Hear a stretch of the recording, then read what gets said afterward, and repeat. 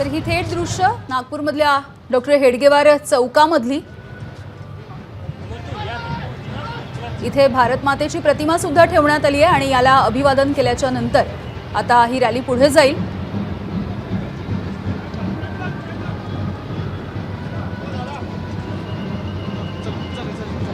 नागपूरमध्ये दाखल झाल्याच्या नंतर हेडगेवारांना अभिवादन केलेलं आहे, काय भावना आहे? आनंद आहे। शेवटी राष्ट्रीय स्वयंसेवक संघाचा एक स्वयंसेवक आहे मी, ते मला आनंद आहे। एक प्रेरणास्थान आहे तुमच्यासाठी। होय, निश्चित।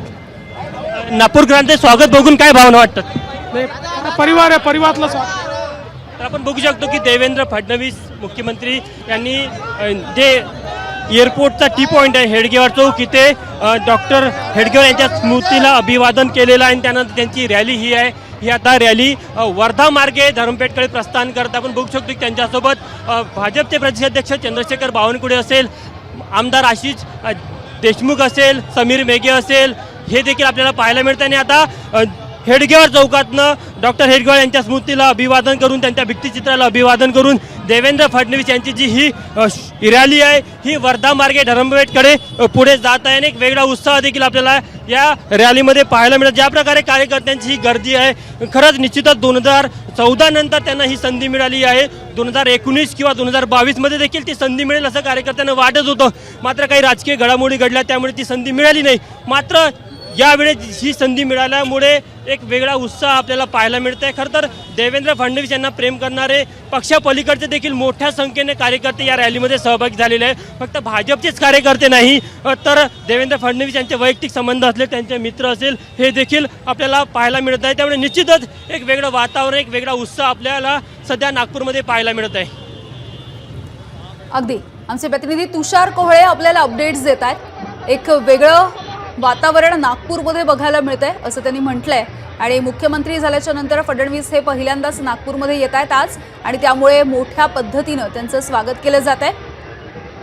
नागपुरातल्या विमानतळावरच्या टी पॉइंटच्या इथे आता डॉक्टर हेडगेवार यांच्या स्मृतीस्थळाला त्यांनी भेट दिली आहे आणि तिथे त्यांनी अभिवादन केलं आणि आता ही रॅली पुढच्या दिशेनं मार्गस्थ होताना आपण बघतोय। भाजपसोबतच महायुतीचे असंख्य कार्यकर्ते या रॅलीमध्ये सहभागी झालेले आहेत। सोबतच देवेंद्र फडणवीसांना मानणारा मोठा वर्ग नागपूरमध्ये आहे आणि त्यापैकी अनेक जण या रॅलीमध्ये सहभागी होताना आपण पाहतोय। भाजपचे प्रदेशाध्यक्ष चंद्रशेखर बावनकुळे त्यासोबतच भाजपचे आमदार सुद्धा यामध्ये सहभागी झालेले आहेत। आज संध्याकाळी फडणवीस सरकारचा मंत्रिमंडळ विस्तार होतोय आणि या मंत्रिमंडळ विस्ताराचा शपथविधी, पहिला शपथविधी आज पार पडणार आहे आणि त्यानिमित्ताने देवेंद्र फडणवीस हे सध्या नागपूरमध्ये असलेले आपण बघतोय।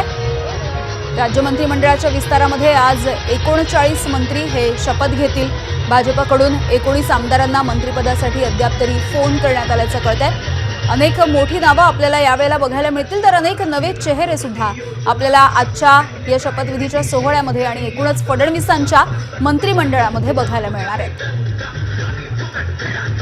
तर या रॅलीमधली ही काही दृश्य आपण पाहतोय। रॅलीमध्ये वेगवेगळ्या वेशभूषा करून सुद्धा काही कलाकार सहभागी झालेले आहेत आणि त्यापैकी हनुमानाचा वेश परिधान करूनही या ठिकाणी काही कलाकार सहभागी झालेले आहेत।